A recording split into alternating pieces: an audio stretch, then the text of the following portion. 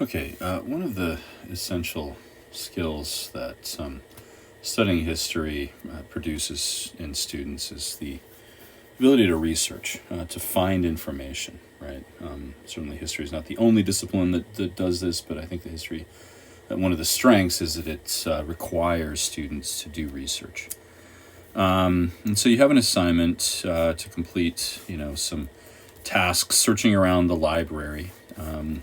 If this is in a regular fall or spring semester, this is going to involve going to the library and doing some physical things. If this is in an online summer course, it's going to be spent entirely, in the online setting here. But the library homepage is the place you're going to start, regardless of whether you're in the physical space of the library or entirely doing this entirely virtually. Okay. So this is the homepage of the Proctor Library. And I assume I'm going to have to redo this video at some point in the future because they tend to change the website around, periodically. But that's what it looks like as of summer of 2023. If you want to find information, okay, you're going to be brought to this page. And the default search engine is called Discovery. Okay.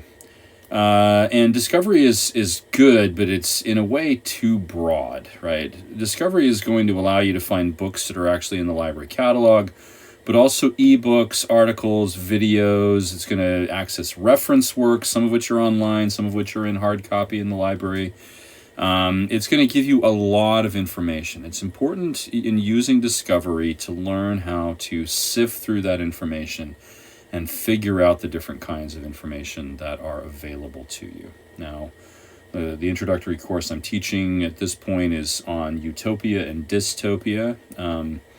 And so let's just type in utopia and see what comes up here in the library homepage or the Discovery search engine. Okay. Oh, it's going to make me sign in. All right.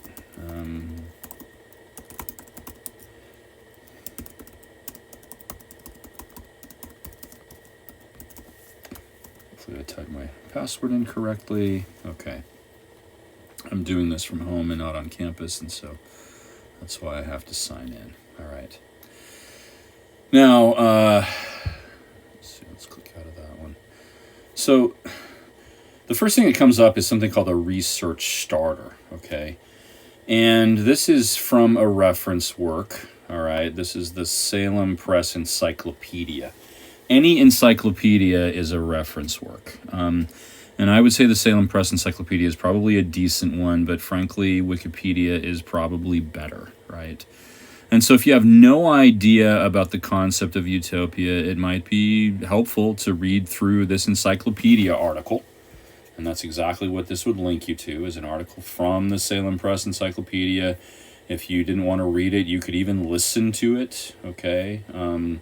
There it is. It's actually not very long. I think the Wikipedia article probably would be a good deal better than this. But there it is, right? That's what's called a research starter, all right? Now, moving beyond that, okay, the reference works are very helpful in some cases, but part of the assignment that you're given here is to find actual books.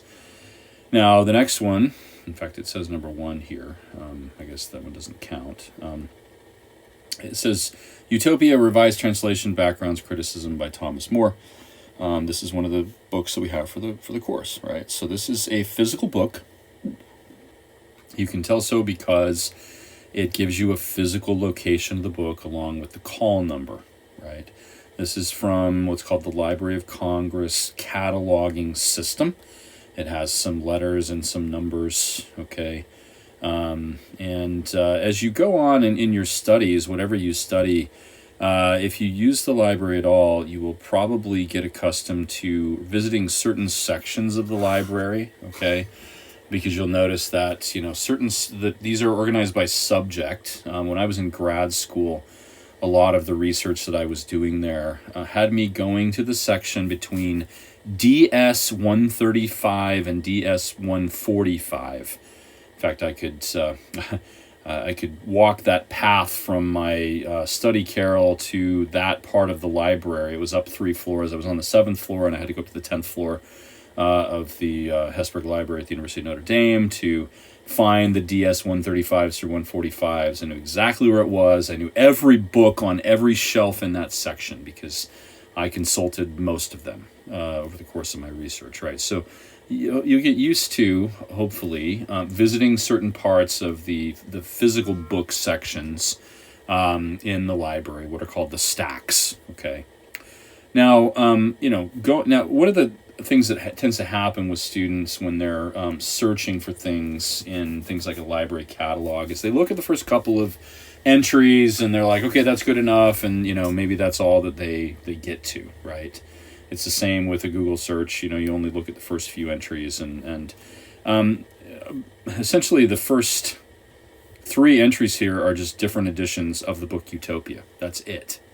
One of them is an ebook. That's helpful if you want to, you don't want to get the physical book. You can access the ebook here. But if you move beyond this, we begin to find some different things, right? Here is a book called Utopia, The Avant-Garde, Modernism, and Impossible Life.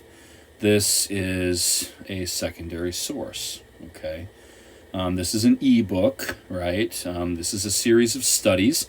And in fact, this is very helpful because it'll give you the full text in PDF. You might even be able to download that and have it offline. I don't know. Or you can get it in EPUB, which is just a different format of an ebook, right?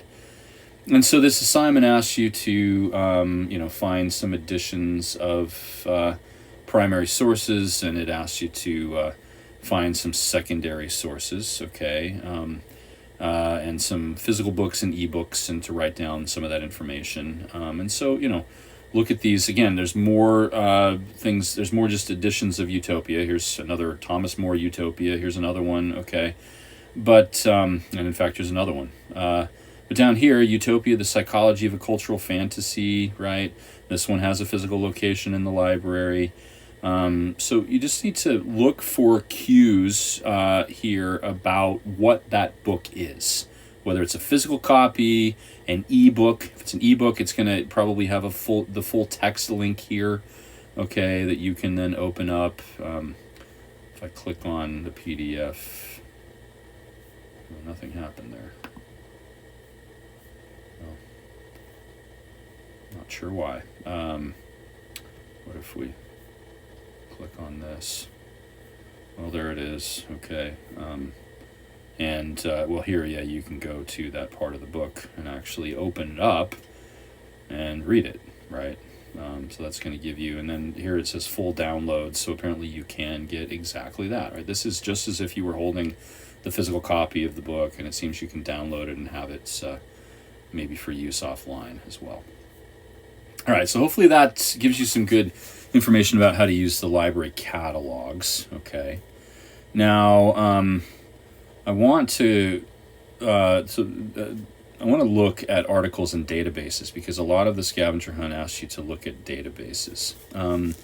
There are 2 databases that I recommend without reservation that are really kind of my go-to databases for just about everything, right?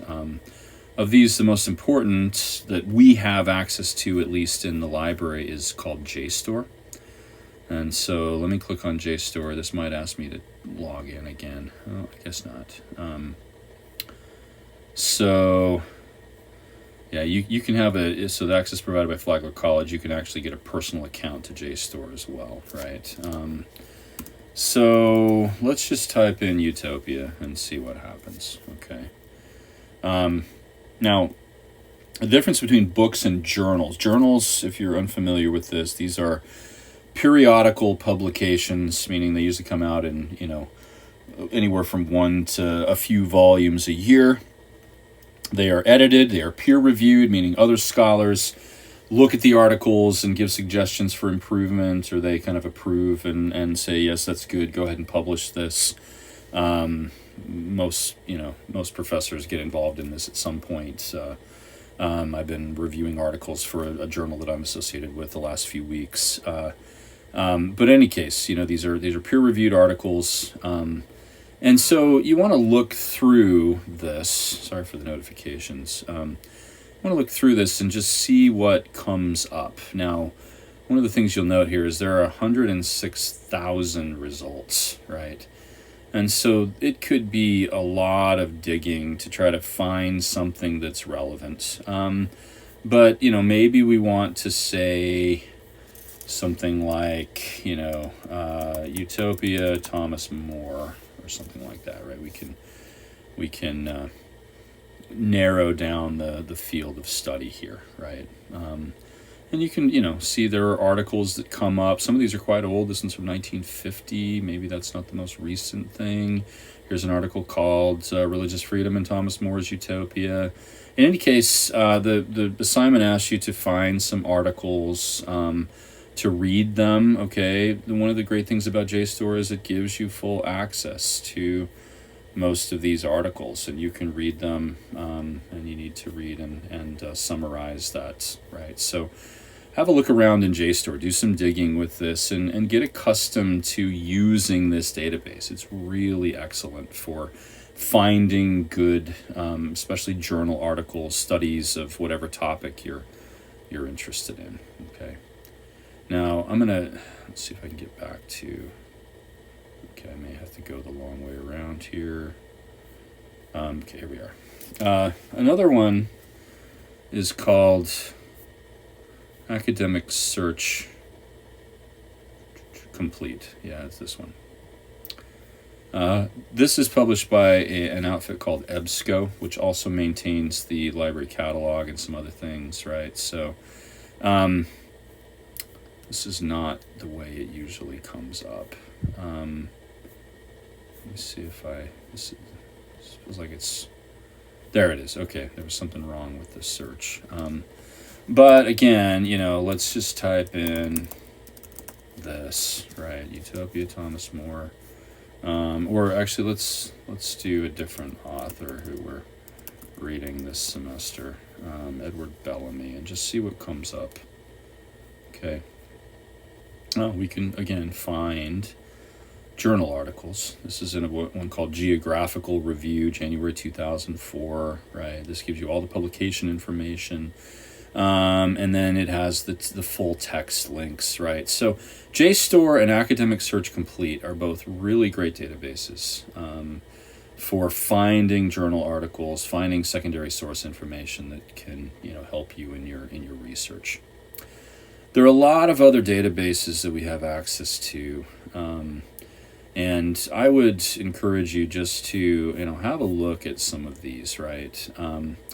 Look at the titles, and just see what's available, okay? There's one called, for instance, African American newspapers. These are newspapers published by, African Americans from 1827 to 1998, and they've got, some, I think, full text of those newspapers. So that's a really great resource for studying that particular topic. One that I use all the time because I study the Middle Ages is one called the Medieval and Early Modern Bibliographies Online. It's specifically called the International Medieval Bibliography, okay? That's one of my first stops whenever I'm doing research, but that's only really for the Middle Ages. One that I would recommend spending a little time with, well, let me say two. Kanopy is great. Kanopy is kind of like, I've heard it described as Netflix for nerds, okay? It's films, a lot of documentaries and a lot of other films as well, often classic films or films that have kind of high artistic value or something like that can be found on Kanopy. So just take a look at that. You have access to it as a student at Flagler College, and this could be a really valuable source for you, right? The other one that I really like, that I would recommend, since the assignment asks you to find something in another database, is called Project Muse, okay? Project Muse is fantastic. It's, it just searches journals. Again, let's do another search here. Utopia, let's do utopian movements here as a topic, right? And just see what comes up, okay? In some cases, well, you can see this comes from Anthropological Quarterly. It's an article. You can download it. And it lists them as articles or reviews. Okay, a review tends to be a scholar commenting on a book written by somebody else, right? So probably want to look for articles rather than reviews unless you're trying to understand what's in a specific book.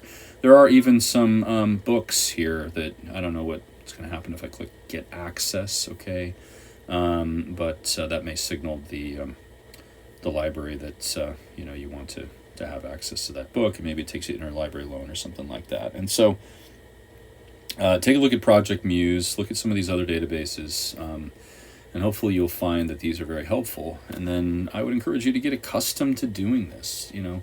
Get away from doing just a Google search when you do your research. Use some of these fantastic databases and the library catalog and the actual physical resources and electronic resources we have in the library. And your experience as a student will be much richer for it.